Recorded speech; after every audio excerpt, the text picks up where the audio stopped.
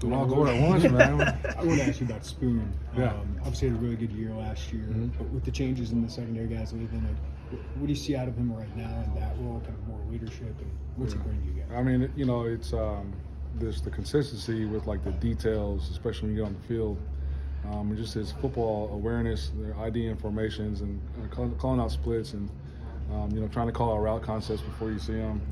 You know, Coach B had an example today. You know, just showing individual to the team and like the details with where his eyes are, where his you know, his feet are, and it just he loves football, and it shows up on the field for sure. He's a big talker, I know that. Yeah. What's your policy with that, guys? I love it. I tell him, you better start talking. You better make the game personal. Otherwise, you know, it's hard to play defense if you don't. You know, I'm all about having fun out there and making it competitive. So it's good to talk a little bit. He's seen some guys like Tony and Nate go to the pros. Mm-hmm. Do you think he's got that kind of potential? What's I hope so. I mean, if he does, it's good for us, right? But you know, I think he hadn't even reached his potential yet. You know, he's physically more mature than he was a year ago, and you know, when he's on, it's pretty special. So you know, I think he's for sure one of those guys that could you know, make a career out of this deal. Is there anything maybe you saw in the spring or the limited time in the summer that you thought that's something you needed to address early in training camp with your defense? I don't know if there's any one thing where I was like, man, we really got to get better at this. You know, there's you're trying to figure out the roster with the departure of some of the guys. You know, schematically, we sure know some things. You know, going back and looking at some self-scout stuff.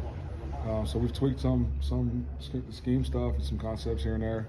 But I don't know if there's any one glaring area where I was like, man, we have to get this corrected, you know. Coach, with a new scheme on the other side of the ball, it's not really predicated on ball control or time of possession. Does that put some extra stress on your guys? No, I mean, it's, you know, those guys, it's putting extra stress on us during practice, that's for sure. You know, Coach Illini, I love what he's doing. You know, it makes you play with all 11. You know, we're seeing so many different concepts, so many different formations, so many different play types. It's good catalog for us to be able to see things and that we're going to see throughout the year. So as far as like time, I'm not concerned with that. All we care about is wins and losses. I'm not into rankings and you know, trying to make one side of the ball better than the other. That's not what we're here for. We're here to win games. And the last I checked, if we score more points than the other team, we usually win. So I think that's what Lundy's trying to do here, and we're all for it. Have you seen the chemistry between Tyreek and CJ come back? I know obviously CJ misses every game except the opener, right. And you had him in the spring. But is that kind of back now? Do you see them playing at the level they were going last year? Yeah, it's you know, like you said, you know, CJ only played that first game, like not even the whole game, and Tyreek wasn't a starter then. You know what I mean? So they never really played with each other. You know, it is good to have CJ back and out there comfortable. You know, and Tyreek is, you know, he's made progress from where he was a year ago, and he played really good football a year ago. So those guys are doing a good job of talking. You know, the whole defense is doing a really good job of communicating, and I think the chemistry with all 11 is kind of what we're looking for, not just the chemistry between a couple of individuals. I guess, Quan, how important has versatility been, and you guys having a lot of changeover in that defensive back? No, it's huge. Like, his versatility allows us to do what we do schematically. You know, he's like an extra corner out there, but he's as physical as a safety, and he's got the IQ of like a quarterback. You know what I mean? So really, all three of those safeties and the corners, like I said, the communication piece is huge for what we're doing with how we adjust to formations and motions, and you know, getting in and out of different defenses. So just their experience collectively and their versatility collectively allows us to be creative in terms of what we're trying to do scheme-wise. Brett brought up Taz, kind of taking a step forward. Absolutely. What have you seen? You know, he had a great summer, man. You know, you look back to where he was, you know, in the fall last year. Wasn't real confident. Like, you saw the skill set, you saw the sort of the football savviness and the toughness. When he got out there, at times, like, his technique would go down just because he was too hyped up.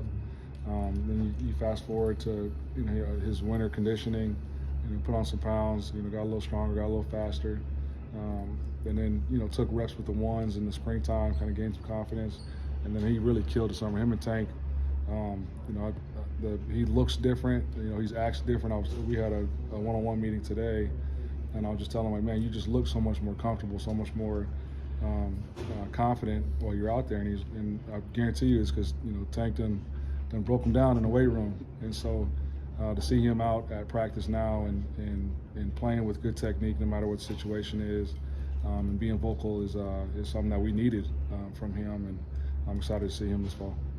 Where do you maybe see the guys' comfort level with the defense in year two? You know, being at a point where you can just maybe make a few minor scheme changes instead of throwing something brand new at them. Right. Yeah, it's awesome. You know, the recall that those guys had, you know, coming from fall to spring was huge, and then now from the spring to back in the fall, those guys are teaching the younger guys, and so that's kind of how I gauge where their comfort level is within the defense.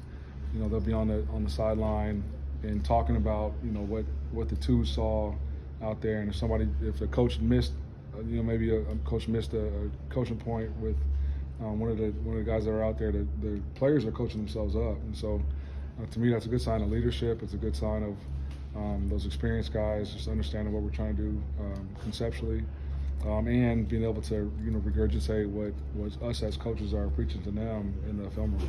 Are there any like main coaches on the field type guys? No, I mean, they all talk. Like, and again, that's what we're trying to. I don't want any one leader. You know what I mean? I don't want any one signal caller. Like, great defenses that I've been around are super chatty, and these guys are doing that. Again, it's the second day, and everybody's running around in shorts, you know. But the level and the volume of communication has been something that we've been pleased with. I know it's early, but you guys added a mess of freshmen to your defense. Just what have you seen so far? Just having those guys. Yeah, here? I mean, everybody looks good in shorts and a t-shirt. And everybody's, you know, can run around well. They better, right? We brought them in. So we'll see what happens when the pads get on and pads get to popping.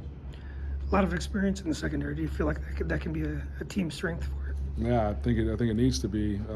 You know, just you look at a lot of the production that has come back is coming from guys in the secondary. Obviously, you got some guys up front as well, but we need those guys to be stalwarts for us. But again, we got to get all 11 to be playing at the same high level, and those guys are competing to do that. With Kirby leaving for the NFL, is there like a domino effect there that affects the lineup? Or? No, it's just Kirby. You know, Kirby went to the NFL. He got drafted in the third round. It's motivation for everybody. You know, to see what a year can do for you. You know what I mean? You know, you look at a guy who didn't take a lot of offensive or defensive snaps, you know, prior to last season, and then starts, you know, eight games and gets drafted in the third round as a first team All Big Ten. So it's a testament to what he was able to do as a competitor, but it's also an example for everybody. If you're not satisfied with your role, that role can change, and if that role changes, you know, sky's the limit if you take advantage of the opportunity when it presents itself. I guess what was kind of intriguing about adding Solo Turner? I know he just got in here with you guys. Yeah, you know, he's a big athlete that's played at the collegiate level, so he adds some maturity and some athleticism and some size. And he's been, you know, obviously it hasn't been a long time, but he's been good while he's been here. Coach, with the new scheme last year, he had to recruit to that creature position, the outside linebacker position. I saw a picture of him. Do you finally have, you think, the length and the athleticism out there that you're looking for? Yeah, I think we're getting to what we want that room to look like. And Coach Kane's done a great job of recruiting to that. And like you said, you see guys like Jared Beatty and Gabe Akis who've come in and they immediately look like they're physically ready to go. So it's our job as coaches and their job as young guys to try to speed up the learning curve and try to gain some experience through learning from other people's reps. Anything else?